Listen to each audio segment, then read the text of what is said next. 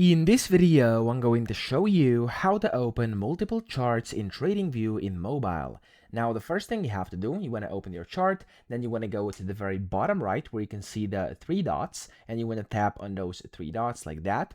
And from here, it says Analysis Hub, and you can see it says Layout Setup over here. So you want to tap on Layout Setup, and there we go. Over here, you have the layout, and this is how you can open multiple charts. If you scroll down, you'll see there's a bunch of different ways. You could go up to 8 charts at once. So I'm just gonna go with 2 right now. For example, if I tap on 2 charts over here, any of them, it's gonna split screen charts like this. Now, of course, to be able to do this, you'll have to have one of the paid plans of TradingView. So if you don't have it, then whenever you'll tap on that to try and split your chart view like this, it's gonna tell you which paid plan you need to actually use this feature. And of course, if you do have it, then you'll be able to use the layout setup however you want. You could do like 3 or even more, of course, however you want it to be. So that's how to do it. I hope this video helped you out. If it did, please subscribe to the channel and help me out as well.